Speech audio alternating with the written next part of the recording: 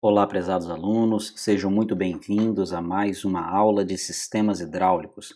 Nessa aula, nós iremos evoluir o nosso aprendizado e nós consideraremos aqui várias questões relacionadas com o projeto de sistemas hidráulicos, ok? Eu sou o professor Alan Patrick e você é muito bem-vindo à nossa aula.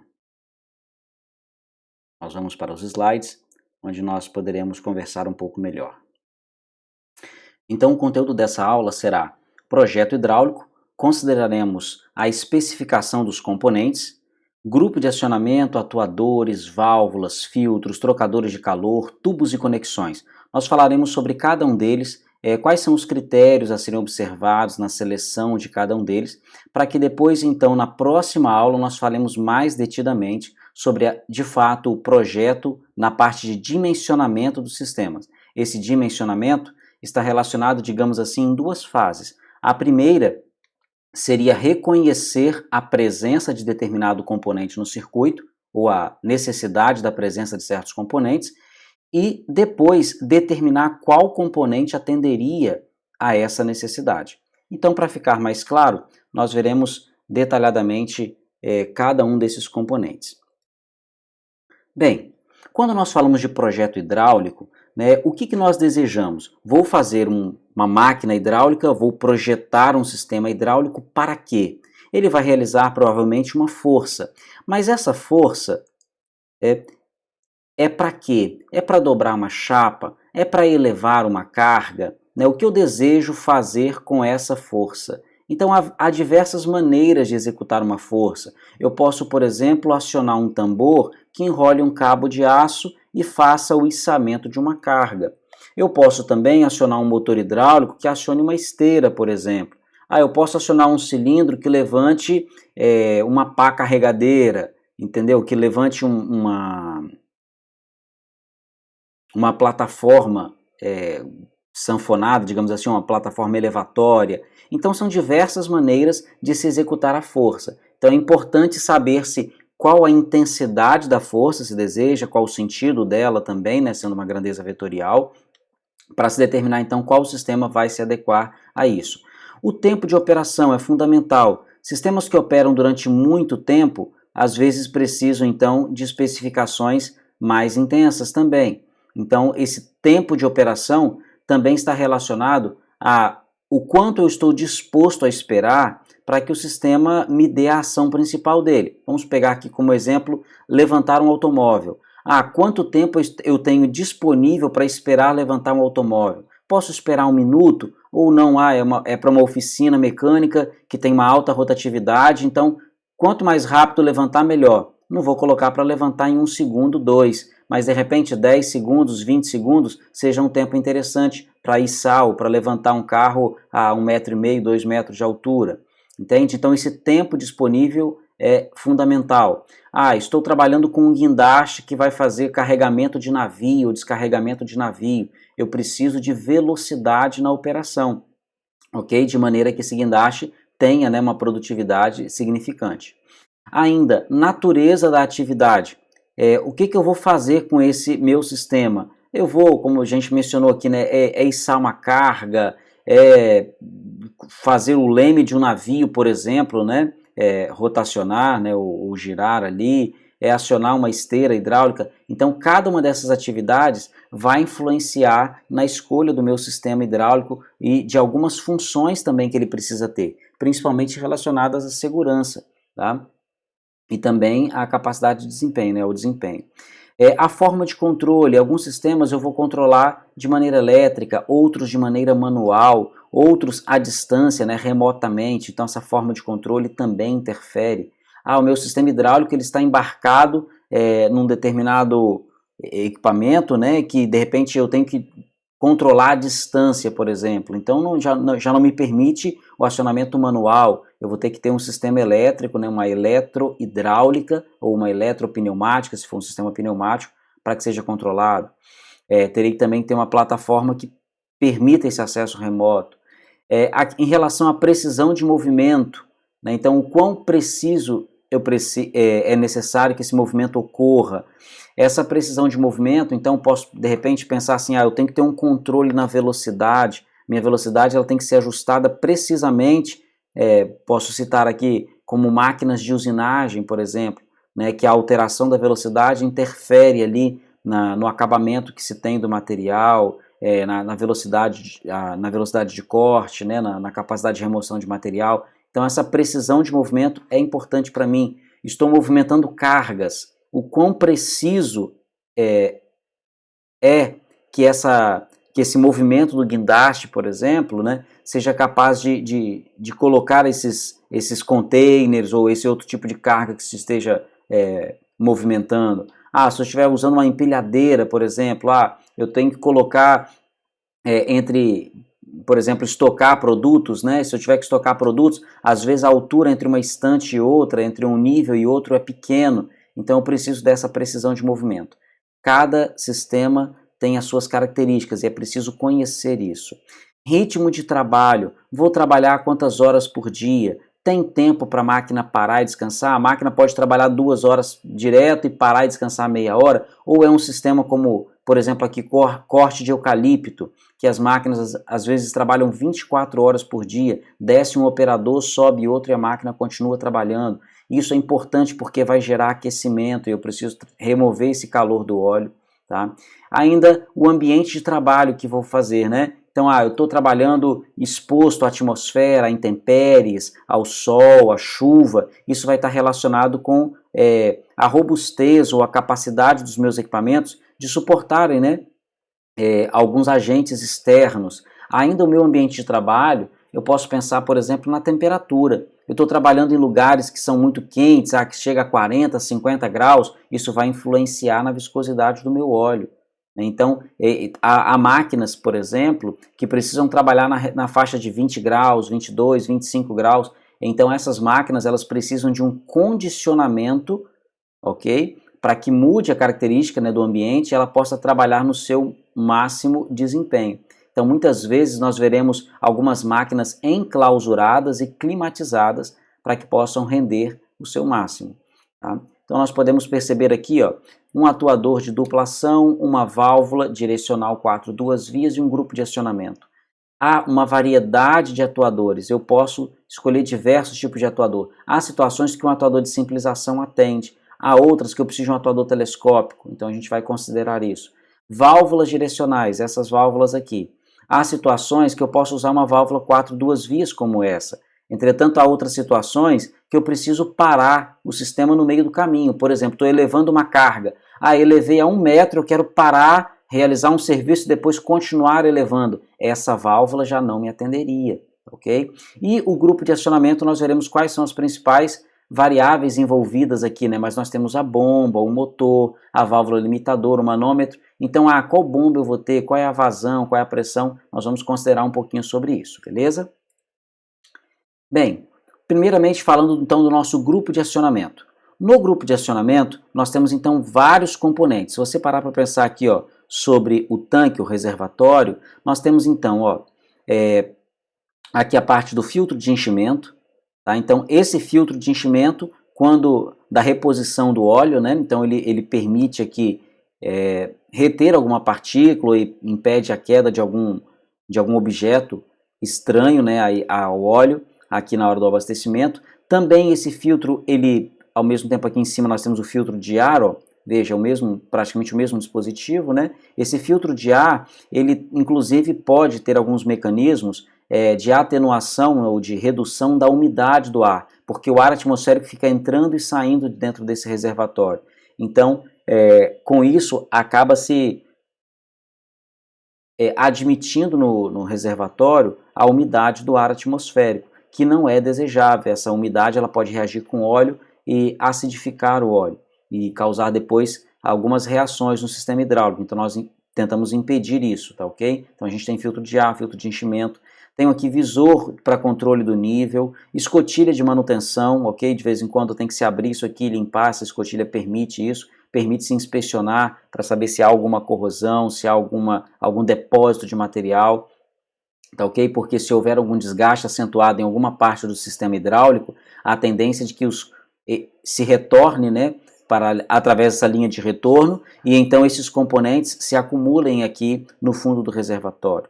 Temos então também o parafuso de drenagem quando se esvaziar esse reservatório, essa chicana que vai impedir um fluxo direto do óleo de retorno para a sucção da bomba, ela aumenta o tempo de residência aqui dentro, também ajuda a reduzir a formação aqui de espuma, a agitação do óleo, tá?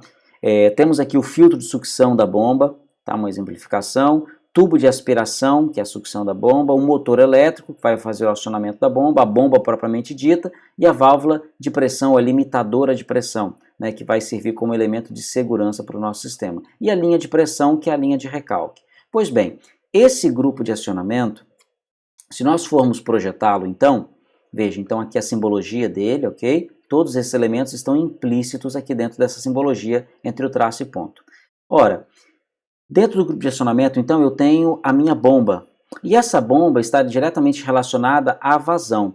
Qual é a vazão que eu preciso para o meu sistema? Gente, a vazão ela será determinada principalmente pelo tempo que eu estou disponível a aguardar para que a carga seja elevada ou seja movimentada. E não só por esse tempo, mas a quantidade de atuadores que eu tiver. Se eu pegar, por exemplo, um sistema, um grupo de acionamento que aciona 10 atuadores, então toda essa vazão de óleo deverá vir dessa bomba. Então a bomba tem que ser capaz de fornecer esse volume de óleo para que os 10 atuadores funcionem dentro do tempo que eu desejo, ok? Então é fundamental que essa vazão ela seja estudada, ok?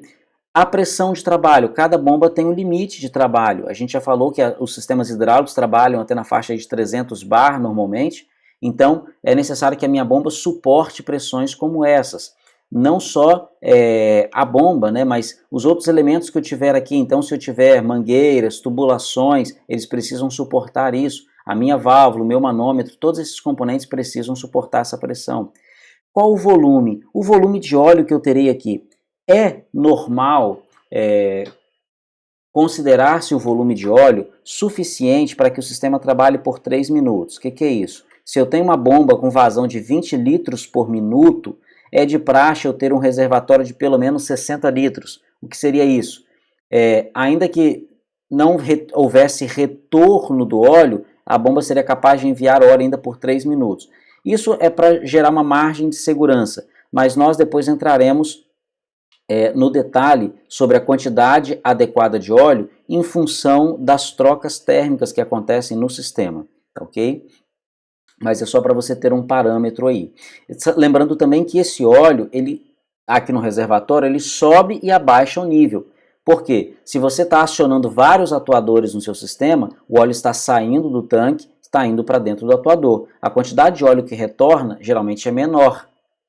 Aí, quando se proceder o retorno desses atuadores, então esse óleo voltará para o reservatório, né, através dessa via, e aí sim, nós teremos então, né, quando ele retorna por aqui, ó, né, a gente tem a tubulaçãozinha de retorno, ok? E aí sim, retornando por aqui é o retorno, ou Tzão de tanque aqui, né, e aqui é o P, que é o recalque. Então, o óleo vai por aqui, faz o serviço, depois ele retorna pelo tanque. Quando ele retornar, aí o nível do reservatório volta a subir, ok? A pressão também de trabalho que mencionei aqui, ela será determinada aqui, ó, pela minha limitadora. Então, é importante que eu ajuste na limitadora uma pressão suficiente para que seja executado o serviço ou que sejam feitos os esforços necessários aonde tem que ser feito. Então, por exemplo, o meu sistema está acionando, mas ele não consegue elevar a carga. Quando eu mando acionar a carga, ele não tem reação. Um dos primeiros passos é verificar qual é a pressão ajustada na limitadora. De repente, um leve ajuste na pressão da limitadora, se eu aumentar a pressão da limitadora, me permite elevar uma carga. Mas aí eu tenho que analisar o seguinte: será que eu posso elevar a pressão da minha limitadora? Eu não vou exceder a pressão de alguma outra parte do sistema? Então, é importante analisar isso, ok? Então nós falamos sobre volume, sobre pressão, sobre vazão e ainda sobre a temperatura. A temperatura terá uma influência da seguinte forma: no meu tanque ou reservatório, eu também executo a troca térmica. Então esse reservatório, ele pode assumir alguma configuração, por exemplo, de aletas. Eu posso ter uma parede aqui metálica, né, aletada para aumentar a troca térmica. Então, quanto de calor eu terei que remover nesse reservatório? Isso também tem que ser analisado. Okay? Então, existe uma formulação. O livro do Arivelto Bustamante sobre sistemas hidráulicos é um livro interessante, onde ele apresenta capítulo a capítulo o dimensionamento de diversas partes do nosso sistema, e é um livro que eu vou recomendar também, tá na nossa bibliografia básica, ok? Será largamente utilizado por vocês aí, principalmente quando na execução do trabalho, do seminário que proponho, que é o dimensionamento de um sistema hidráulico, etapa por etapa, aí onde você vai estudar cada capítulo e aplicar as formulações a um problema que vocês vierem a escolher, ok? Então esse trabalho vai ser feito e depois vai ser apresentado na forma de seminário. Eu vou comentar um pouquinho mais sobre ele no final dessa aula. Indo adiante, nós também podemos pensar sobre os atuadores. Então, nós falamos anteriormente, certo, do grupo de acionamento. No grupo de acionamento está relacionado aqui, então, a minha bomba, certo, a limitadora, né, a pressão que ela terá, e ainda também o motor, né, gente? O motor ele precisa ser capaz de fornecer a potência necessária. A gente já falou que a potência no sistema é pressão vezes vazão, mas é claro que nós ainda teríamos que considerar aqui a eficiência dessa bomba, dessa transmissão, desse motor, tá ok? De forma que esse motor seja capaz de fornecer energia suficiente para que a vazão que nós precisamos aconteça de fato. Indo para os atuadores, nós podemos perceber o seguinte, nós temos vários tipos de atuadores. Aqui eu exemplifiquei 4. Atuador de simples ação com retorno por mola, atuador de simples ação com retorno pelo peso da estrutura, então eu teria que ter uma estrutura com massa suficiente para fazer isso retornar por gravidade. Eu tenho aqui ainda um atuador de duplação sem amortecimento, né, e com amortecimento regulável, duplação com amortecimento regulável. Bem, gente, alguns sistemas são bem simples, por exemplo, levantar uma carga, levantar um automóvel. Sempre que eu levantar essa plataforma, eu vou ter uma carga sobre ela, ou a própria plataforma por si só já tem um peso suficiente para que, quando eu liberar a válvula, o óleo já retorne sozinho. Então basta eu usar um atuador de simples ação, posso usar um como esse. Porque a haste ela já tem um diâmetro maior, então tem maior resistência à flambagem. Eu tenho um sistema hidráulico que ele faz um esforço, imagine aqui na horizontal, então ele faz o esforço para compactar uma determinada carga, você pode pensar em um caminhão de lixo, por exemplo, mas na hora de retornar, ele não tem força devido à gravidade, por exemplo, de alguma parte do sistema que gere um esforço suficiente para esse atuador recuar. Então, pode ser que esse retorno tenha que acontecer por mola. Outros casos, eu preciso colocar óleo para forçar o retorno. Caminhão do lixo até normalmente vai se usar o atuador de duplação, porque pode ter algum resíduo de lixo ali que emperre, né, a comporta, então haja necessidade de fazer um esforço maior do que o normal na hora de retorno. Então, para isso, há a necessidade do atuador de duplação. Mas então, quando eu vou pensar num atuador, eu preciso pensar o seguinte, olha, qual é o diâmetro do êmbolo? O diâmetro do êmbolo, gente, será essa partezinha daqui, ó, né? Essa partezinha daqui. Vou marcar aqui onde está esse cinza, ó. Esse diâmetro do êmbolo é fundamental, porque ele vai determinar para mim a área do êmbolo, então pressão da bomba, né, vezes essa área aqui, vai determinar a força que eu sou capaz de executar no avanço. Também é importante o diâmetro da haste. Por que o diâmetro da haste? Porque ele vai determinar a capacidade de carga do meu atuador, devido ao critério de flambagem aqui. Okay? Então, se eu tiver um atuador com uma haste muito esbelta, pode acontecer que quando esse atuador avançar para realizar um determinado esforço, essa haste não suporte e então ela flambe. E isso danifique aqui os elementos de vedação e até danifique por completo o atuador. Tá? Ainda o curso do atuador. O curso é como se fosse o comprimento do atuador, o quanto ele se desloca daqui até no final. Esse curso, então, ó, ele vai determinar para nós como se fosse o comprimento útil do atuador. Então eu preciso pensar assim, eu tenho, dar como exemplo aqui o que acontece lá no IFES. Nós temos um elevador para cadeirantes e ele é hidráulico. E o deslocamento da plataforma do elevador entre o primeiro e o segundo andar precisa ser de 4 metros. Só que colocar um atuador de 4 metros é um tanto quanto exagerado. Então, o que foi feito? Um atuador de curso praticamente de 2 metros, ok? 2 metros. Entretanto, acoplou-se a esse atuador um mecanismo de polias e correntes, de forma que o movimento do atuador ele é duplicado. Então, o atuador faz o dobro da força que faria e ele duplica o movimento, ok? Então, esse curso vai determinar, tá, o alcance aqui até onde esse atuador vai. Temos atuadores de curso muito pequeno, da ordem, assim, às vezes, de milímetros, de 10 milímetros, 15 milímetros, mas temos atuadores também de cursos grandes, da ordem de 5 metros, 6 metros também. E ainda a pressão de trabalho. Essa pressão de trabalho é importante conhecer devido à resistência desse atuador, tá, ok? Das paredes, dos elementos de vedação, né, de toda essa estrutura, mas também a pressão de trabalho para sabermos a capacidade de força que esse atuador pode realizar.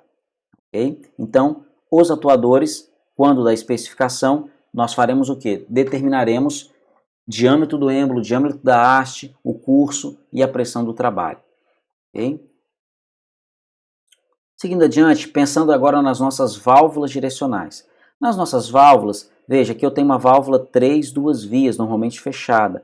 Essa válvula aqui, eu vou usar, né, uma 3 duas vias. Então eu vou usar essa válvula quando? Quando eu estiver trabalhando com um atuador de simples ação.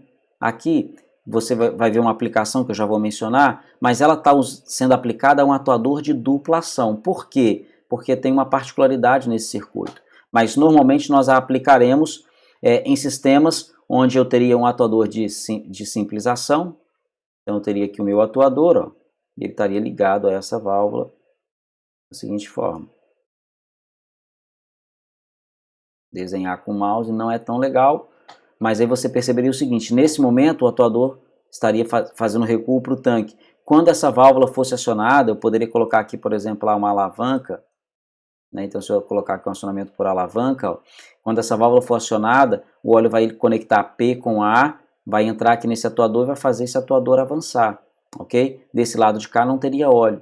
Ah, e como é que esse atuador retornaria? Então ele precisaria de uma mola, ou ainda, né, aquele mecanismo de retorno pela gravidade, algum mecanismo aonde ele está acoplado faria o esforço para ele retornar, ok? Então, quando essa válvula voltasse a essa posição, o sistema retornaria. Ainda podemos mencionar ali, essa outra válvula aqui, ó. Essa válvula aqui é a 4 duas vias. Então, como é que eu vou usar essa válvula? Essa aqui eu já vou usar no atuador de dupla ação, como esse aqui, porque o óleo precisa ir e precisa voltar. Então, enquanto esse óleo está entrando aqui, ó, o óleo está entrando aqui, o óleo que está aqui dentro do atuador precisa sair, senão não existe movimento, né? O atuador fica estático. Ok? Então, essa válvula eu vou usar quando eu preciso fazer um avanço e imediatamente um retorno. Eu não tenho ponto de parada intermediária através dessa válvula, certo? Ela é tudo ou nada, ou avança ou retorna. Então, se eu preciso elevar uma carga, parar num determinado ponto, para dar um tempo, para alguma razão, para algum serviço, para modificar alguma coisa na carga e depois dar continuidade ou depois retornar, essa válvula já não me atende. Agora, eu estou fazendo um processo de dobra de um material, de uma chapa. A chapa chega, eu dobro e volto. Pronto, é só isso. Bateu, voltou. Então, essa válvula já vai me atender. Ok? Agora, a próxima válvula que eu tenho aqui é uma 3 vias, né? De centro fechado. Então, essa válvula, ela vai fazer o mesmo papel que a de cá, só que a diferença é o seguinte, aqui no meio dela, ó, no meio dela eu tenho essa posição com A e B, P e T, tudo bloqueado. Então essa válvula me permite, por exemplo, elevar uma plataforma, parar a uma determinada distância, no meio do caminho, né, no meio do curso do atuador, executar alguma alteração ou simplesmente parar para esperar alguma coisa e eu posso depois retornar ou continuar avançando. Tá, ok? Então essa 3 vias ela me proporciona isso. Tenho aqui embaixo uma 3 vias, só que agora com centro tandem. Qual é a particularidade desse sistema aqui? Nós vamos usar isso aqui, gente, geralmente quando nós precisarmos de uma economia de energia. Então vou colocar aqui um símbolozinho, ó, que você vai entender bem. Por que isso aqui? Porque se eu coloco essa válvula com o centro tandem, a minha bomba não precisa vencer a pressão da limitadora. Eu posso circular o óleo por dentro dessa válvula.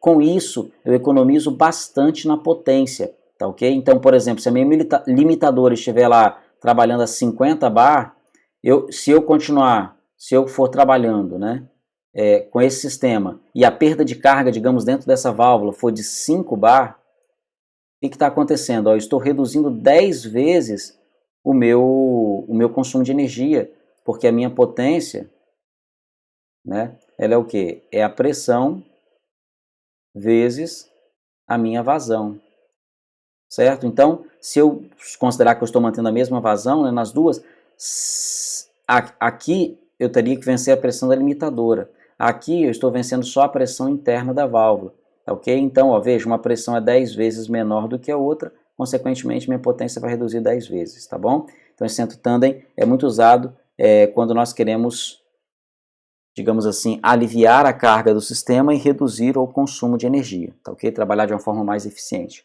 Quando é que isso aqui não é aderente? Quando eu tenho o mesmo grupo de acionamento acionando várias válvulas. Aí eu tenho que perceber o seguinte, se eu tiver isso aqui, esse sistema, essa válvula com tandem, será que não haverá uma fuga preferencial aqui e o óleo vai escolher esse caminho ao invés de ir alimentar outras válvulas? Então isso é para ser raciocinado. Um outro aspecto aqui é agora uma 4-3 vias com essa configuração. Veja, A e B ligado com P. Essa válvula tem uma aplicação interessante, porque se eu tiver aqui ó, um atuador de dupla ação, imagine aqui um atuador de dupla ação, nem vai precisar imaginar, porque tem um desenho lindo aqui para você acompanhar, né? Então lindo assim mais, o A ligado aqui e o B ligado aqui. Ora, se a bomba, então o óleo está vindo aqui da bomba, okay? Então isso aqui seria pitadinho, né? Pronto, ó. O óleo está vindo aqui. Esse óleo veio da bomba. Quando ele chega aqui, ó, ele tem as vias A e B. Ora, esse atuador vai receber óleo em A e o óleo vai entrar em A. Por que vai entrar em A, gente? Porque aqui a área é maior, certo? Então aqui eu tenho a área maior, né, que é a área do êmbolo. Do lado de cá, eu tenho a área anular, que é uma área menor. Vocês se lembram aí dos cálculos que a gente fez, né, da lista. Então, naturalmente vai acontecer um incremento de pressão desse lado de cá, da haste, né? Então, o que acontece? Quando acontece esse incremento de pressão, o óleo sai aqui, ó, tá? Acontece essa vazão induzida, né? Essa QI aqui, ó, tá? Essa vazão induzida, então, do atuador, ela se junta à vazão da bomba e ambas entram no atuador. Então, eu tenho essa vazão da bomba mais uma vazão induzida. Isso está sendo exemplificado aqui, ó, nesse desenho. O óleo que está entrando aqui, veja, se nesse momento, nessa configuração aqui, se eu quiser retornar esse atuador, eu ligo a bomba, vejo o óleo vai vir para cá, ó, acompanha aqui no vermelhinho agora. Nesse momento o óleo estaria entrando aqui. Beleza, o óleo entrou aqui, então esse atuador vem e recua. Agora, quando eu pego isso com a válvula nessa posição aqui, né, da posição da direita. Agora eu vou limpar aqui. Se a gente quiser fazer o avanço, então eu vou mudar a válvula para essa posição aqui da esquerda, ok? Então eu vou ligar aqui o P com A, o óleo vai passar para cá, vai encher essa câmara. Imediatamente, o que vai acontecer? O óleo que estava dentro do atuador, o óleo que está aqui dentro, ele sai, ok? E ele volta para o reservatório? Não. Olha aqui, ó. Ele se junta ao óleo da bomba. Então essa vazão de retorno, perceba, ela se junta à vazão da bomba e aqui eu tenho a vazão da bomba mais a vazão de retorno. E as duas vão fazer o atuador avançar mais rápido do que ele normalmente avançaria. Então, para que eu vou fazer um sistema desse? Quando eu quero aumentar a minha velocidade, ok?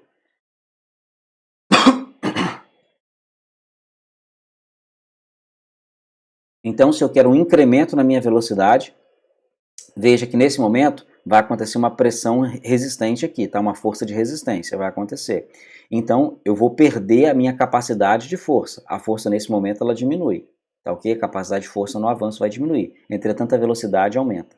Se isso aqui não for primordial para mim nesse momento, então eu vou dar preferência à velocidade. Esse sistema aqui, que pode ser montado dessa forma, com a válvula 3 duas vias, ou através dessa válvula aqui, 4 3 vias, tá? Nós chamamos de regenerativo. Regenerativo.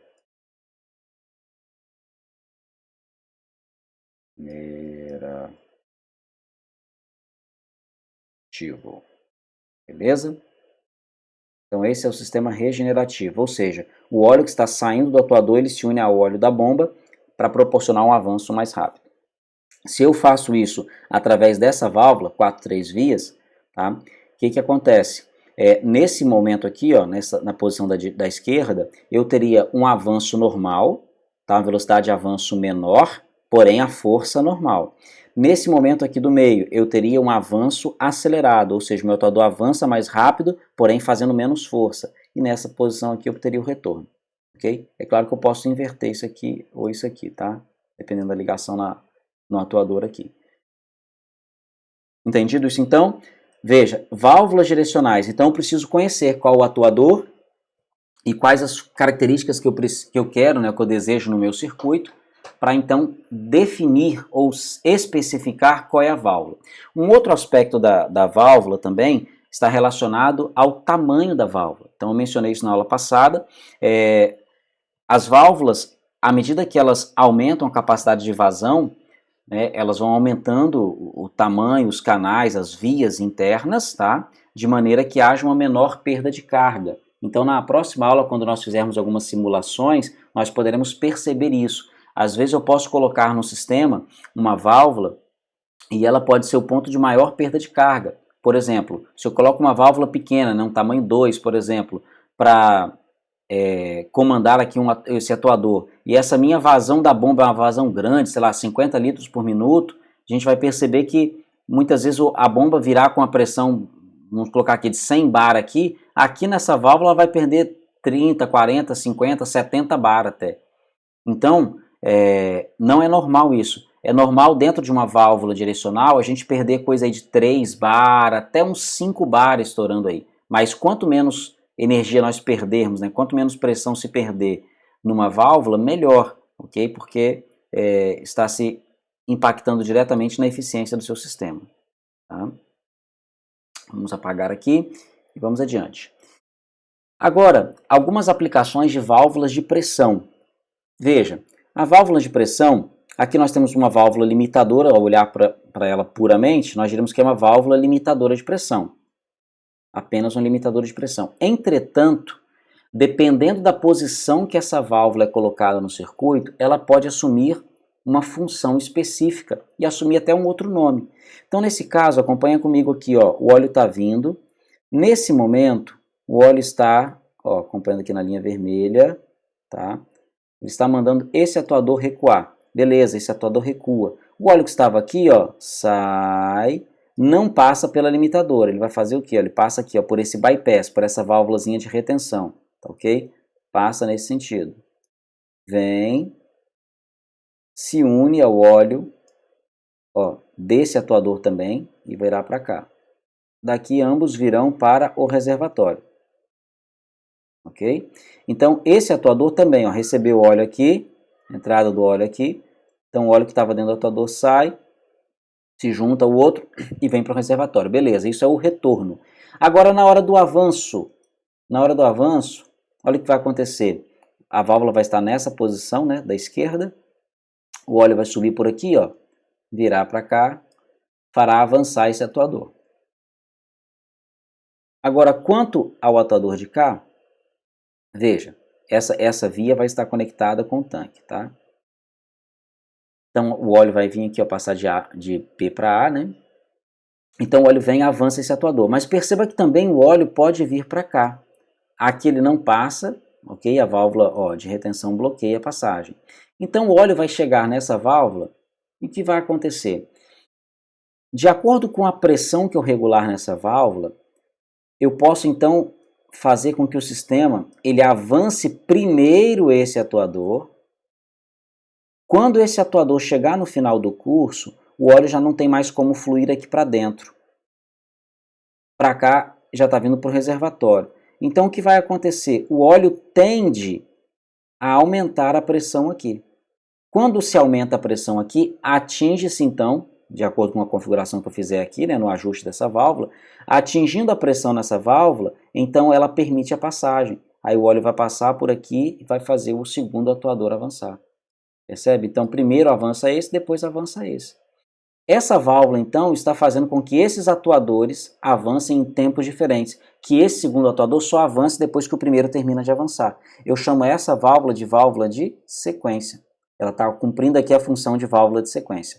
Para que isso? Eu estou usando uma limitadora e eu estou usando apenas uma válvula direcional, mas fazendo com que os atuadores avancem em tempos diferentes, ok? E ainda impondo uma realidade que ele só vai avançar quando uma determinada pressão for atingida no sistema, ok? Essa pressão pode estar relacionada com a força que o meu atuador realiza aqui. Ainda, nós poderíamos mencionar aqui ainda na válvula de sequência, eu posso pedir aqui não necessariamente o fim do curso, mas eu posso imaginar que quando acontecer uma determinada carga, um determinado esforço nesse atuador, então esse aqui entra em ação, ok? Então pode ser também uma ideia sequencial, mas não necessariamente de fim de curso. Nesse caso aqui agora, eu tenho a válvula limitadora, a gente trabalhando para segurar essa carga. Veja que tem uma força aqui de 300 kgf, vamos colocar aqui, está puxando esse atuador para baixo. A tendência seria que essa carga descesse e esse óleo fluísse para cá, para o reservatório, quando a válvula estivesse nessa posição. Entretanto, essa válvula aqui vai impedir que isso aconteça de forma desordenada. Essa válvula de retenção já trava, né, bloqueia. Essa válvula aqui, limitadora, ela vai gerar aqui uma perda de carga proposital, para que essa carga não seja capaz de fazer essa válvula abrir. De maneira que eu só consigo fazer esse atuador descer, ou só consigo permitir a descida da carga, você imagina que tem uma carga grande aqui, eu só permito essa carga descer quando a minha bomba estiver ligada e essa válvula estiver nessa posição. Aí sim o óleo vai subir, vai fazer pressão aqui, porque o óleo vai entrar aqui, vai fazer força aqui. Beleza. Vai gerar então uma pressão maior aqui.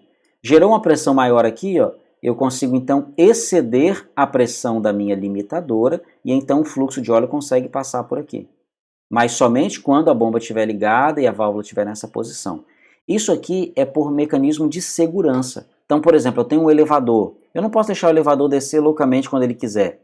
Então isso aqui seria uma alternativa interessante. Estou mexendo com um guincho, estou levantando uma carga. Também não posso deixar a carga descer loucamente. Então é interessante ter um mecanismo de segurança.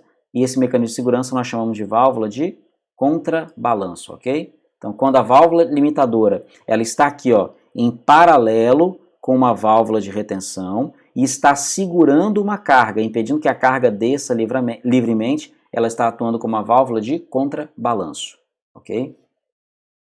Indo adiante, deixa eu limpar aqui.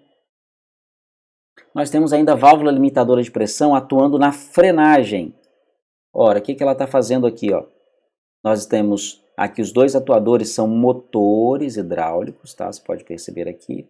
E os dois funcionam para ambos os sentidos, horário e anti-horário. Então, nesse mecanismo aqui, a válvula 3 vias está acionando o motor. Imagina que ele estivesse rodando aqui, então, nesse sentido, ok? Quando ele está rodando nesse sentido, tudo bem, o óleo que passa pelo motor vem, volta para o reservatório. A válvula estaria nessa posição aqui, tá? Da esquerda, tá? Então, o óleo subiria por aqui e retornaria por aqui, ok? Então, beleza, o óleo vai, circula, gasta energia aqui no motor hidráulico e retorna para o tanque, ok. Mas as cargas que nós movimentamos geralmente têm uma inércia. Então, imagine você que quando você colocasse a válvula nessa posição aqui de repouso, na posição do meio, né, esse sistema, essa carga, tendesse a fazer esse motor ficar girando. Ora, então isso geraria vácuo aqui nessa linha anterior, tá? Vai gerar vácuo aqui. E ao mesmo tempo vai gerar pressão aqui. E o que acontece? Então, nesse momento, o que eu tenho no meu sistema para poder atenuar isso? Eu tenho então, do lado da pressão, eu tenho um mecanismo aqui, a válvula de retenção, o óleo consegue vir, ele passa por aqui, porque aqui ele está bloqueado, tá? A válvula de retenção não deixa passar. ele sobe por aqui, passa por aqui, tem que vencer a perda de carga da limitadora. Para ele passar aqui, ele vai se matar de gastar energia aqui, vai aquecer e tal, depois vai conseguir sair aqui com bem menos energia. Aí ele vai fazer o que?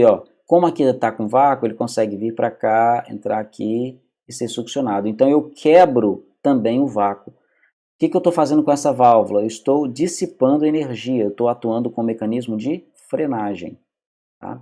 E se eu estiver no sentido contrário, né, usando aqui o lado direito da válvula? Ora, o mecanismo vai ser semelhante. Esse motor estaria girando agora, né, para o outro lado, estaria girando nesse sentido. E quando houvesse a frenagem, o mecanismo seria o mesmo, só que invertido. Então, por isso, esse jogo de válvulas de retenção aqui, para que a frenagem aconteça nos dois sentidos, mas usando-se apenas uma válvula limitadora. Tá?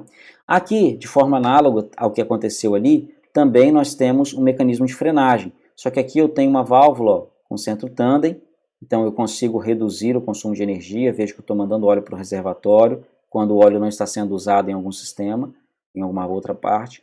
Quando eu clico aqui desse lado, então eu vou fazer o fluxo de óleo nesse sentido. Veja que ele vem e vai movimentar o motor.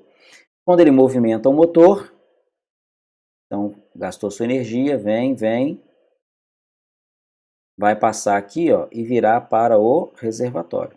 Percebeu? Esse é o caminho do óleo. Ok, isso nessa posição.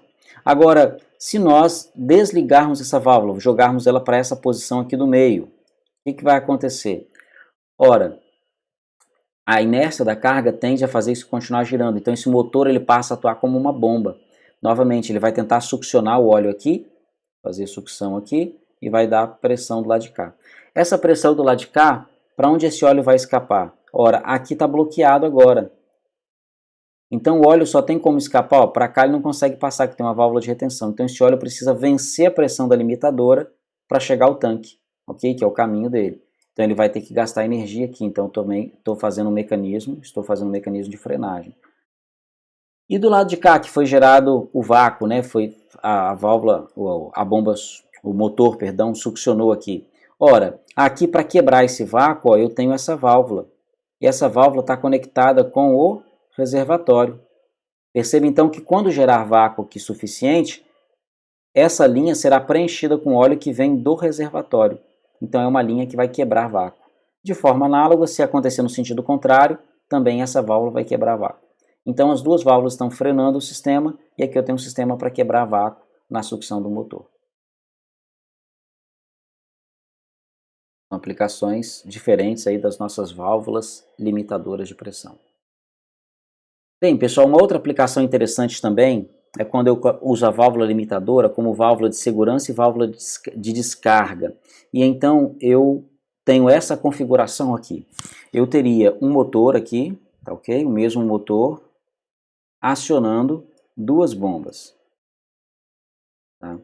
Esse motor que aciona duas bombas, teria acoplamentozinho aqui, né, para um e para outro. Tá?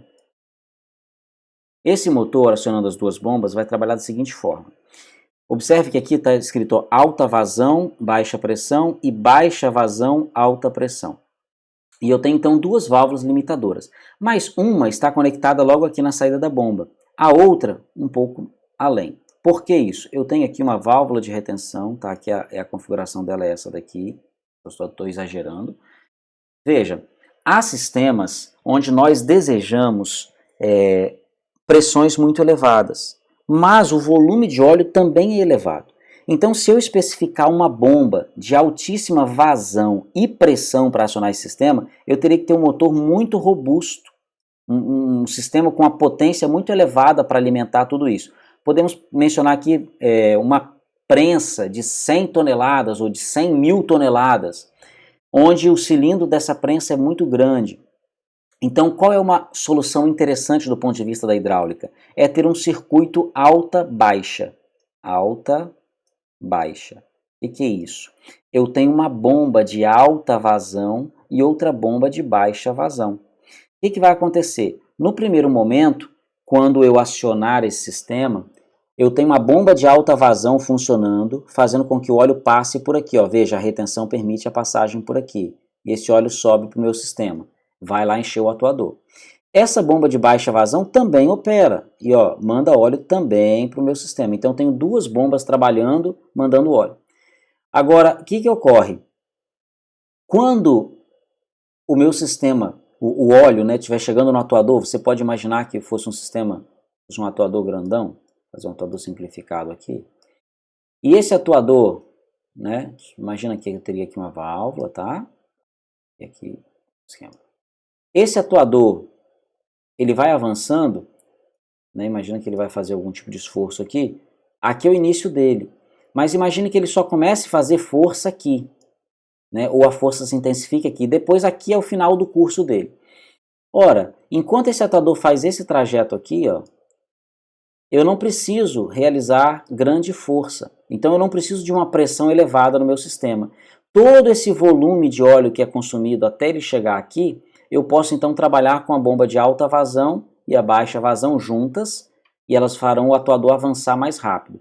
Quando o atuador chegar nessa posição e então o esforço for maior, né, em se intensificar a força, o que vai acontecer?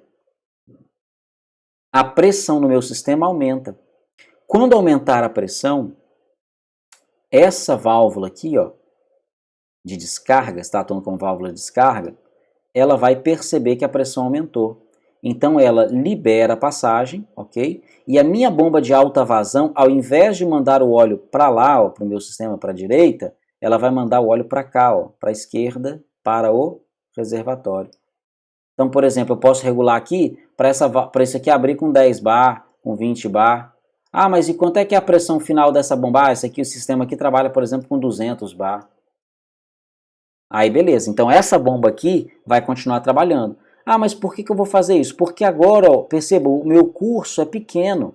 O que eu preciso terminar de serviço é pequeno, então eu preciso de pouco óleo aqui. Então esse atuador vai avançar mais rápido. Chegou aqui, essa bomba sai de operação, ok? Ela começa a descarregar para o reservatório e fico só com a bomba de baixa vazão e alta pressão. Tá? Então essa bomba nesse momento ela vai acionar aqui. Veja que o óleo não flui por aqui, ele só pilota a válvula, tá, de descarga. Nesse caso a válvula, essa válvula aqui, tá, sendo chamada de válvula de descarga.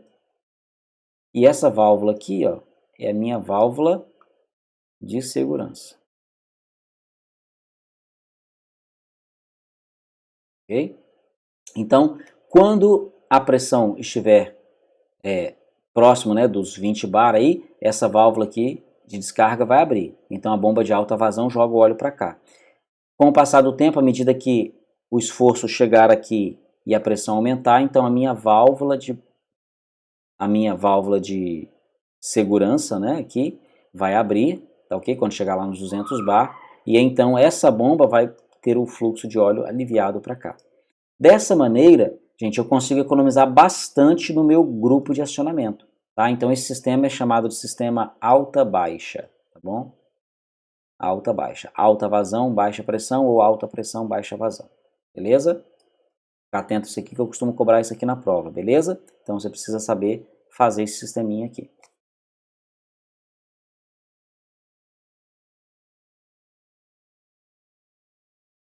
Bem, pessoal, agora falando sobre filtro. Nos filtros nós já aprendemos a simbologia, né? E a gente viu que a filtragem ela pode ser de pressão, sucção, retorno e externa, tá? Lembrando o seguinte, eu coloquei um vídeo ali entre os links propostos, um vídeo da Donalds, onde ela fala sobre as várias tecnologias de filtragem, que é muito interessante, então gasta um tempinho lá, são 11 minutos, assiste porque as soluções que eles têm lá para os vários pontos de filtragem no sistema hidráulico são interessantes, e eles comentam sobre os principais problemas, tá? Lembrando que a maioria dos problemas do sistema hidráulico são devidos à contaminação do fluido, ok? E essa contaminação muitas vezes devido à inadequada filtração. Então, quando eu tenho uma filtragem externa, é aquela seguinte, eu vou abastecer o meu sistema, eu devo até mesmo fazer uma filtragem externa, porque geralmente o óleo, quando ele vem lá naqueles tambores e tal, ele ainda não está na especificação adequada para a maioria dos sistemas, tá? Sistemas mais exigentes, eu tenho que pegar o óleo novo, filtrar para depois colocar dentro do sistema. Linha de retorno é quando o meu filtro está antes da bomba. Linha de sucção, perdão. Linha de retorno é quando o meu filtro está antes do retorno ao reservatório. Sucção, antes da bomba. E pressão, depois da minha bomba, tá? Na linha de pressão. Então aqui, ó, lembrando, eu tenho o mecanismo do filtro. As partículas pretinhas aqui identificam a sujeira. Então o óleo vem por aqui, caminho normal. Passaria por aqui pelo elemento filtrante, subiria aqui livre e iria para o meu processo. Okay? Esse é o caminho do óleo. Entretanto, depois de algum tempo de operação, pode ser que isso aqui fique bloqueado. Se isso aqui fica bloqueado, então eu não consigo mais fazer com que o óleo passe por aqui. A perda de carga se torna grande. Então essa válvula aqui, ó, é a minha válvula de bypass. Ela abre para que o óleo consiga passar. Mesmo sujo, mas ele vai para o sistema. É claro que a gente tem que ficar atento no sistema para evitar que isso aconteça. Mas se acontecer, a gente tem esse bypass aqui, ok? Essa válvula de retenção atuando como um bypass. E lembrando então que na filtragem de sucção eu consigo reter partículas de 100 a 150 microns, na filtragem de retorno partículas de 40 a 80 microns e na filtragem de pressão 0,1 a 20 microns. Perceba que a filtragem de pressão é muito mais precisa. Entretanto, a perda de carga é maior, o corpo, né, do elemento filtrante tem que ser muito mais robusto para suportar isso, ok? Mas filtragem é algo essencial no sistema hidráulico e a gente não pode deixar de fora. Como é que eu vou saber qual o tipo de filtragem que eu vou executar? Então a gente vai perceber o seguinte, já mencionei, filtragem externa, se o meu sistema é muito exigente em relação a partículas, as folgas são muito pequenas, então preciso de uma filtragem muito precisa, então já tem que filtrar desde o externo. Agora a minha bomba é de tal maneira que pode acontecer liberação de algumas partículas e tal, e contaminar ali os meus atuadores, as minhas válvulas, então posso ter um sistema de filtragem de pressão. Mas eu não preciso filtrar partículas tão pequenas, então eu já posso recorrer à filtragem de retorno ou sucção. A filtragem de sucção geralmente protege a bomba. A de pressão vai proteger as válvulas e os atuadores. Né? A filtragem de retorno acaba protegendo todo mundo, ok? Só que não de todos os componentes, né? Porque as partículas não são, digamos assim, tão grandes, a retenção de partículas não é para partículas tão pequenas quanto as do filtro de pressão. Tá? Então aqui a localização depende da função que o mesmo irá exercer, pois o filtro poderá trabalhar da maneira mais adequada à proteção que ele proporciona ao sistema. Então eu vou especificar o filtro para onde eu quiser proteger. Ok? Trocadores de calor.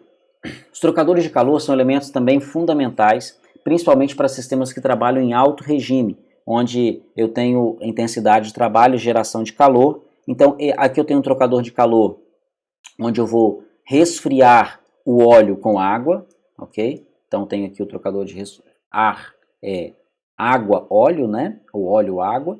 E aqui eu tenho um trocador de calor, onde eu vou resfriar o óleo com ar, tá ok? Então, aqui eu vou resfriar com água e ali eu vou resfriar com ar. Então, esse cara é um trocador de calor casco e tubo. Eu consigo ser mais compacto, consigo ter uma troca térmica mais efetiva. Esse aqui é com ar, né, a troca térmica não é tão efetiva assim, e eu preciso de fluxo de ar, preciso de ar fresco, né, disponível para que eu consiga promover a troca. Isso aqui é parecido com radiador de carro. Então, muitas máquinas de terraplanagem, por exemplo, fica inviável ter um mecanismo de resfriamento à água.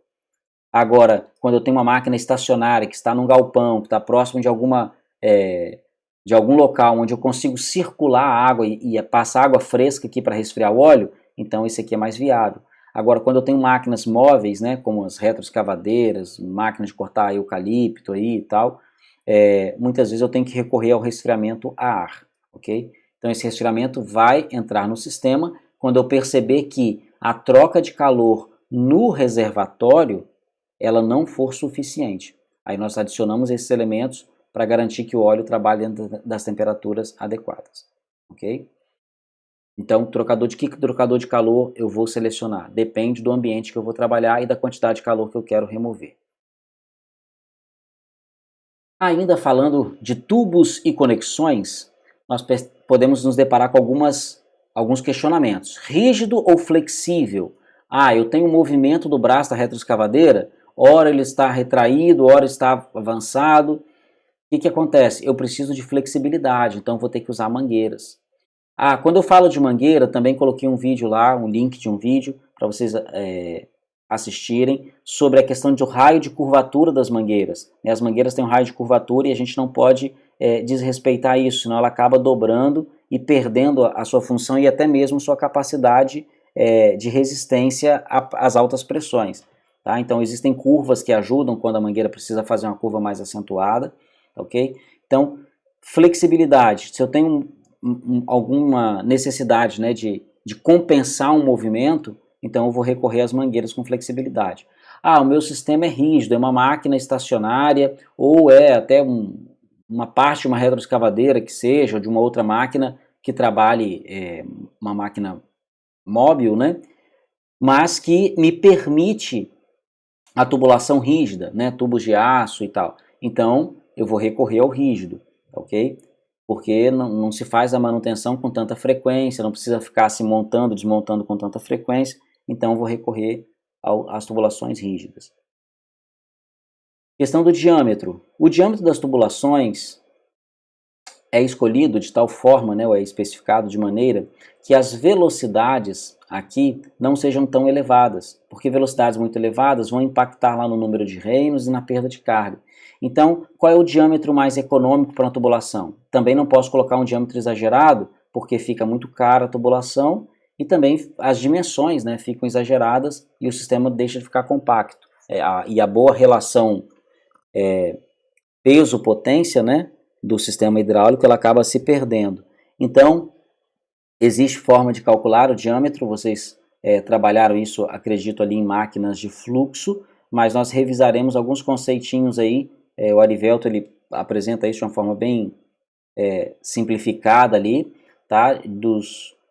Das variáveis que nós vamos considerar, mas principalmente a questão da velocidade, da viscosidade do fluido, para nós determinarmos então qual é o diâmetro econômico, né, o diâmetro mais adequado da tubulação, tá ok? Seja rígida ou seja flexível. NPT ou BSP, coloquei aqui para lembrar, a gente tem basicamente esses dois tipos de conexões, onde a NPT é conexão paralela, tá? Então, o que é uma conexão paralela, né? As linhas, elas são assim, uma do ladinho da outra. Então, aí você teria rosca aqui e rosca aqui. Na BSP, a gente já tem a conicidade, tá? Existe a rosca, mas você tem a conicidade. A BSP, ela ajuda muito na vedação, então a própria rosca BSP, ela já vai atuando na vedação. Na NPT eu preciso ter algum elemento adicional para me ajudar na vedação. Tá? Então, quando você vai especificar a conexão de um sistema hidráulico, né, ou vai trocar simplesmente, ou fazer a manutenção, é necessário conhecer tal tipo da rosca, que se é NPT ou BSP. Pressão máxima de trabalho. Essa pressão máxima é importante conhecer no meu sistema, e lembrando que ela às vezes acontece, não é a pressão da bomba, tá? Pode ser a pressão induzida, e essa pressão eu preciso conhecer para que as minhas mangueiras, os meus tubos sejam capazes, as conexões sejam capazes de resistir a essa pressão, tá? E ainda a temperatura de trabalho, né? Há componentes adequados para até uma determinada temperatura de trabalho. Se a sua temperatura for muito elevada, de repente você vai ter que largar a mão desse tipo de mangueira, recorrer a outro tipo de mangueira com capacidade para temperaturas maiores, ou ainda até mesmo a tubulações de metal para que sejam capazes de resistir a temperaturas maiores. Ok? Então a temperatura também é um fator importante aí na seleção de tubos e conexões.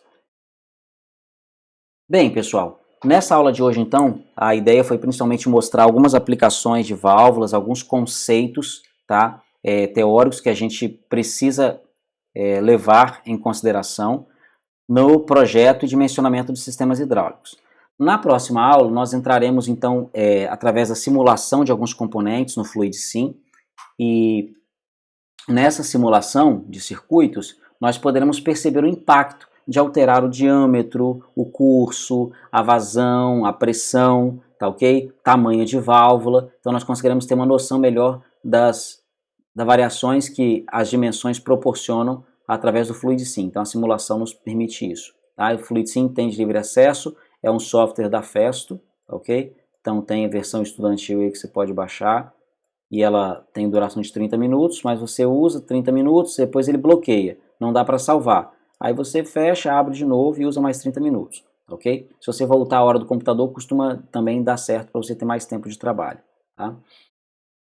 E ainda nós temos o trabalho. Nesse trabalho que eu mencionei que vocês querem comentar, ele vai acontecer da forma de um seminário. Ele vai acontecer em dupla ou trio, tá? E esse trabalho já vai ser mais no finalzinho do nosso curso. Mas nesse trabalho vocês então farão o dimensionamento de um sistema hidráulico. Nesse dimensionamento vocês irão recorrer então ao livro do Arivelto, tá ok? Ele, da forma como ele é apresentado no livro do Arivelto, é quase que um passo a passo para que a gente consiga dimensionar um sistema hidráulico. Eu vou orientando-os, tá? Ajudando-os nas dúvidas, mas você vai escolher um sistema hidráulico, tá? E vai dimensionar um sistema hidráulico. Então, por exemplo, eu quero dimensionar um sistema hidráulico de um elevador. Né? Por exemplo, lá no IFES tem um elevador, né, de cadeirante. Quero dimensionar um sistema hidráulico para esse elevador aqui. Então, beleza. Você vai considerar quais são os esforços envolvidos, aí qual vai ser o tamanho do atuador, qual tem que ser a vazão de óleo, qual para o tempo, né, de levantamento ali, ou de trânsito da plataforma, né, entre o andar térreo e o primeiro, e qual válvula eu vou inserir no sistema, qual vai ser o mecanismo de segurança, tá? Então isso nos proporcionaria aí uma experiência interessante. Qual será o diâmetro das tubulações, né, qual vai ser a potência do motor para acionar essa bomba. Então nós vamos fazer um exercício assim, tá? Vocês vão fazer, né, na verdade, através do trabalho, eu vou orientando-os, para que vocês percebam como se seleciona, né, como se dimensiona várias partes dos componentes do sistema hidráulico, e de maneira que, se isso for algum dia requerido de vocês na formação de vocês, na vida de vocês, vocês saibam aonde recorrer e saibam qual o passo a passo seguir, né, a metodologia a seguir para conseguir dimensionar um sistema adequado. Tá? E ainda, gente, vou postar a lista de exercícios no Moodle, tá? Um exercício tranquilo para essa semana. Na semana que vem nós vamos fazer um exercício de aplicação dessas diversas válvulas e componentes, fazendo alguns circuitos para atender algumas demandas ali que estarão listados nos itens, né, da lista de exercício. Ainda, se tiver dúvida em relação à aula e tal, entra lá no fórum, fala, responde ao coleguinha, tá? Interage. A apostila e slides, então os slides coloquei aqui no acadêmico, tá? E a apostila também, eu fiz a recomendação lá dos capítulos a se estudar da apostila, tá? Principalmente os capítulos relacionados ao que a gente viu hoje, né? Mas como a título de revisão ou de detalhamento aí para quem quiser cavar mais fundo. Coloquei vários links interessantes ali, tá? Acessa, porque eles vão colaborar muito para você compreender, ampliar a sua visão aí do assunto que a gente abordou nessa aula. A webconferência é principalmente, gente, no nosso horário de aula, tá? É para tirar dúvidas, principalmente. Não tenho dúvida, acessa lá, fala o que você assistiu, o que você achou legal, colabora de alguma forma. A gente está tentando fazer de uma forma mais dinâmica para não ficar cansativo para ninguém, tá? E também procurando gravá-la para que tenha acesso àqueles que não conseguiram acessar naquele momento específico, né? Que é nas terças-feiras às 16 horas, tá ok? E o link está no Moodle também para acesso. E ainda as nossas aulas práticas, né? A gente vai ter a oportunidade de montar alguns sistemas, de fazer algumas simulações, mas aí quando a gente voltar lá no ambiente da escola. Pessoal, por hoje é só. Então um grande abraço, tchau, tchau e até a nossa próxima aula.